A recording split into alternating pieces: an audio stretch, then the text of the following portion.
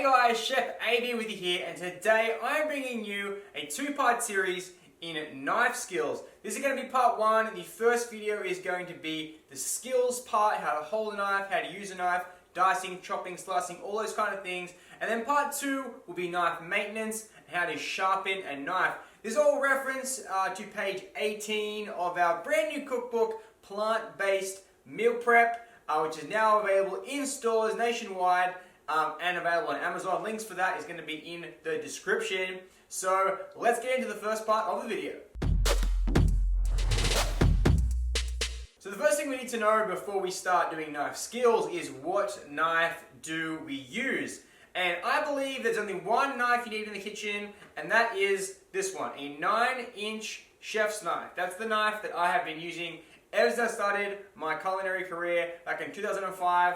And I just got a new one when I moved to America. But this Victorinox knife is super versatile. You can use it for everything, and it's the only knife you're ever going to need. And there's a few reasons why I prefer this knife over many others. So one of the reasons is the knife does not have a butt on the end of it. If you see on the end of the knife, there is just complete blade. The blade goes from tip to the bottom of the knife. There's no heel of the knife. There's no thick end. And that's really good because the longevity of the knife is a lot better, because after time that butt of the knife doesn't wear down and you have a little groove that sits at the end of the knife. The other thing is that you can get a clean slice all the way to the end of the knife if there's no butt or there's no heel on the knife. The next part of it is the thickness. So even though it is a giant knife, being a thick knife, it means that you have it's less likely you're going to cut yourself or make a mistake when you're holding the knife. So when the knife rests against your finger, you have a lot of space for your finger to sit against the edge of the knife like this. If you have a knife with a smaller blade, there isn't a lot of room for error. There is plenty of room for you to actually use the sharp part of the knife. The edge of the knife can hit your skin quite easily. So when you have a big knife, there's more room of steel before you get to the actual edge of the knife. So you can actually, less room for error when cutting, as opposed to this, if you pick it up, it's more likely you can cut yourself. So that's why I like using a big knife. I believe it's much more safer to have a giant chef's knife like this, because it's much easier to control and you have a lot of room to protect. The actual face of the knife is protection against the actual edge of the knife. You can grab this 9-inch Victorinox chef knife in the description. We have a link in there, you can pick it up. It's not sponsored in any way, this is just the knife that I use, and I believe it's the best knife. It has a super comfortable grip, and this is used for everything. It's the only knife that I use in the kitchen. So the next part of the knife skills is holding the knife. How do we hold the knife? So there are many different ways to hold a knife. Some people hold it down here, some people hold it up here. The best way I like to use it is by what I call choking the knife or using a blade grip. And basically how that is you pick it up, you hold it in your hand like this, and you want to place your thumb on the blade and your index finger also on the blade, and then wrap your other three fingers around the handle of the knife. And that's going to be the best way to hold a knife. And your knife becomes an extension of your arm. So if the knife's back here, there's so much movement available to you if it's holding it back here. But when it's here, there's not as much room that you can actually move the knife, which is great because you want to create an extension from the elbow to the wrist, through your hand, and then into the blade of the knife. So that's how I would hold the knife. So the next part of it is how to use the knife once we have it. So something that people would think that you would do is chopping it like up and down. You don't actually go up and down with the knife. The knife has a curve in it, and you want to be able to use that curve. So what you do is you want to be placing the top of the knife, the tip of the knife on the cutting board, and then moving down and forward. So the knife goes down and forward, so you go from the tip all the way to the heel of the knife. You slide down like that, and that's the cutting motion that you make. It's a rocking motion like that, and then you pick the knife up, coming back to the tip. So the blade of the knife should always stay on the surface of the cutting board, and you pick it up and you rock it down. Pick it up, rock it down. And even you can practice this like this, pick it up, rocking it down, and then you have a little bit of bend in the wrist, the wrist comes up, you pull from the wrist, and then you push back down with the wrist, just like that. The next thing is the grip. So the grip of the opposing hand. So what you hold the food with, and what I like to use is referring to it as a claw or a C shape. So you can make a C shape with your hand or a claw, and that is going to be how you hold. And then you invert, you kind of push your hand down onto the mat. Your knife will rest against your middle finger, and even the top of the knuckle on the middle finger. They're kind of the first knuckle up, the biggest knuckle. You kind of use that part of the knuckle, and the knife will always be touching the knuckle, and you pick it up and push it down. And that's how you would grip the food. So for example, if I take an onion, which you can hold, like you hold it like so, and then you can pull it back and you slice like that. But we're not going to use the onion right now. So that is how you would do the claw. So now we're going to start getting into the cuts and the dices that we would do. So the first thing we're going to do is an onion. And with an onion, we're going to do a dice. So what we're going to do is I always refer to this as the tail and this as the top. You'll hear me say top and tail. So for an onion, you can just do top and then turn it on to the top where the top was, cut it down the middle, like so. Now when you cut things like this, you want to pinch either side and slice down the middle. And you want to keep the tail intact. Now we can peel. This is probably the easiest way to peel the onion. Of course, if you know me, you want to always keep a scrap bowl on hand to make cleanup more efficient. So now the onions are peeled, you can place the tail of the onion away from you. Place it on a 45-degree angle. It's not good to have it completely straight because it's not very ergonomic to be able to cut that way. Put on a 45-degree angle, and then you can place your claw right behind it. The thumb should come right behind and touch the back of the onion like so. And then to do a dice, what we're going to be doing is we're going to be striking through the onion, but not going all the way through the back. You just want to slice, depending on how fine you want. This will be a fine dice here because it's just a smaller onion. You slide back like so and don't cut all the way through. And then you turn the onion around 90 degrees. And then you come down like so, and you are dicing like so. Now you are cutting all the way through this time, and because you already did that first cut, it now makes it a perfect dice. Now the other thing that you can do is you can slice on the angle back into yourself this way. That's not necessary unless you're doing a giant dice, like you have a giant onion and you want to get them a little bit more perfect in size. But for here, you can just keep your fingers tucked back. You don't necessarily have to have the edge of the knife always touching your finger. As long as your fingers are out of the way, that's the most important thing here. Especially with a small onion, you don't need to use the whole knife. And you're turning it, and you're just going to be pushing through the toe to the heel, push through the toe to the heel, and then you have a fine dice, like so. Perfect. And the next part will be an onion in a slice, so sliced onion. So you see me do a lot of sliced onions. I do slices probably more than dice when I'm frying them up. So for a slice of onion, you will top and tail, so both of them. So you top and you tail for the slice, and then you cut it in half, just like so. Then you peel. You do the same thing, claw, put on a little bit of a 45-degree angle, and then you are going to slice like so. Now this time it's important that you do use your finger. And what you're trying to do here is that you're trying to push the onion like with the thumb. Your thumb is being the guide and is slowly pushing, holding some force as you slide your top fingers back like this. So your thumb's providing pressure as you slowly slide your fingers back, and your knife is resting against your fingers. And then you just keep the same fluid motion each time to make a slice. And when you get to the end, you can then fold that little piece over and then continue the slice so that you don't cut your fingers at the end. And again, claw, start slicing like so. I might do this way so you guys can see it from a different angle. Slice like that.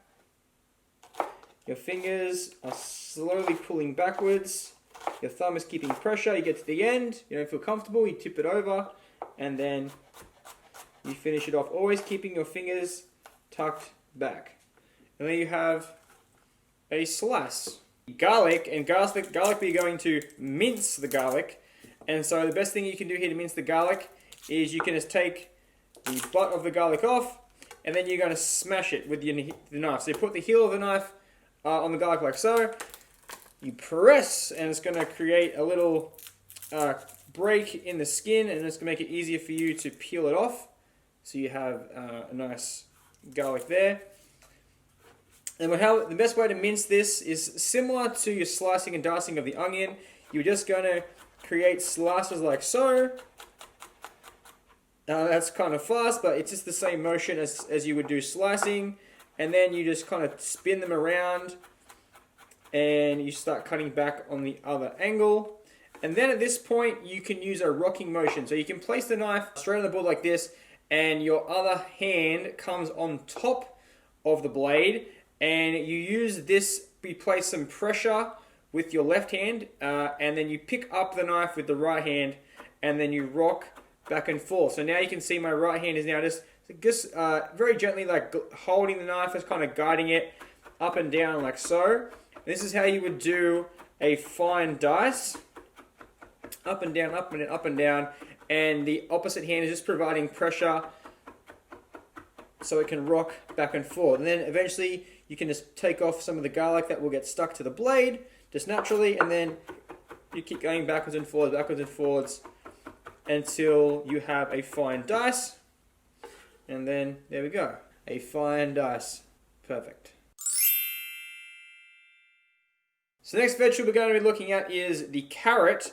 And this is the same. I'll do a few kind of actions here that would be the same for a cucumber, or for a leek, or for a piece of celery. Anything that is kind of long, like zucchini, like that. These are the techniques that you would use for those vegetables. I'm not going to do all of them. This is just the same technique that you'd use for all of them. So the first thing that you would do is you would top and tail. So you would top and you would tail.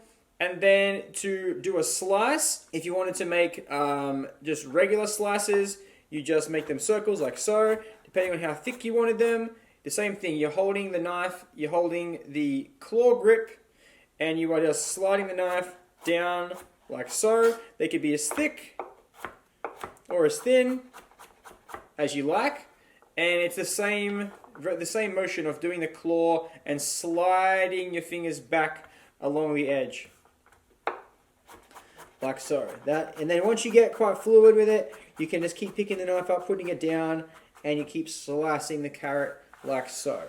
Again, this one is already pre-topped and pre-tailed. If you want to make half moons, so there are a few recipes in the book that call for a half moon, or like to call diamonds. What you do is you want to grab you place the knife, you hold the carrot or the zucchini like so, and then you guide the knife through, and then you can slice and pull backwards. This is going to now cut it essentially in half, and then you turn the carrot over, or whatever you want, face down, so the flat side is down, and then you place the knife on a 45-degree angle to the carrot, and then you slice down like so, creating a diamond shape or a half moon. It's a half moon shape, and then this just creates a little bit of flair, or just a little bit of different shape when you're cooking than just the regular circle. Just something different. This is traditionally used in the stir fry, so when you see the stir fry in the book, this is how I say to cut it. Just easy for stir fry, nice and flat. It makes a bigger surface area, and yeah, it's kind of a nice, has like a Asian style feel to it. So that is slicing in the half moon. And the final thing for today is we're going to be dicing a potato. So it's a very awkward size. This is something that can become intimidating once you add in a large knife to cutting a large potato, or even an eggplant, something like that. It can be quite intimidating. So I'm going to show you the best way, the safest way to cut it like this. So again, as always, we're going to go top and tail. We're going to take off those little end pieces. We don't want those. And then we want to create a flat surface. So this potato kind of naturally has a flat surface, but if yours doesn't have a flat surface, what you do is you do the same claw, as always, we do the same claw, and you're going to take one side of the potato off. So you can place the knife on the cutting board, you can slice down, and now we have a flat side. So now we can, doesn't matter if you have a completely circular sweet potato or regular potato, we now have a flat surface which will stop it from rocking. So now it's much safer to cut. Now if we're going to make cubes or we're going to make a dice, we want them all the same size and we want to keep them as even as possible. So we're going to make long strips. Now it's sometimes impossible to have the knife touching all the way down when you come back. So in this case we make the claw and then we kind of give the knife a little bit of a head start. We cut a little bit into it and we kind of judge how far. So I'm going to do about 1 centimeter here, or 3/4 of an inch for the Americans, and we're going to strike down until we can touch the board, and then we'll finish off like so. And then again, you just make a little start. Now you can see exactly how far we have to the edge. You make a little incision, you start pushing down until you can find the cutting board with the knife, and then you strike all the way down. Sometimes if you're doing a bigger one, like even than this, you may need to use extra force of the second hand. So again, you might come down, you might use the top of your hand to kind of push, especially if you're using a pumpkin. This is kind of gets it started into the pumpkin again, then you raise the knife up, you push down, and you finish all the way through. And there we have a slice. Let me do it one more time. You can just wiggle it down sometimes, push with your heel, and slide it all the way through. And now we have these big wedges that are all kind of similar size. The most effective way to do this now is to stack a few together and making them into sticks by slicing again. Same way we do, make that claw. We slice the same, make chips like this. Now we have a chip-sized potato. Now to make this into a cube or to dice, we now rotate it 90 degrees. We even it up, and we do the same 1 centimeter, 3/4 of an inch, and we are now making a dice. Now, of course, this is a very nice dice, a very nice medium style dice. If you didn't want to be so particular, you haven't got to make him that perfect, but now we have a nice medium dice here, perfect for roasting. And if you didn't want to make them so particular, you can be very rough. You haven't got to be particular like that. You can totally use the knife the way I'm just doing it there. You can have the secondary hand just helping the knife, kind of like how we did the mince, when you mince the garlic. If you feel more comfortable, you want a bit more leverage, you can put the second hand on top of the knife, push down, it gives you a bit more leverage there, and you can have a bit more of a rough dice. And then that is how you handle a potato. So there you go, guys. I hope you enjoyed part 1 of the knife skills video. Make sure you click these on the screen now to go see episode 2 of this, which is going to be knife maintenance and how to sharpen your knife. Make sure, guys, you check the links in the description below to pick up a copy of our new plant-based meal prep cookbook. It's available now nationwide, so you can pick that up in the link in the description below. And I'll see you in the next video. Bye, guys. Namaste.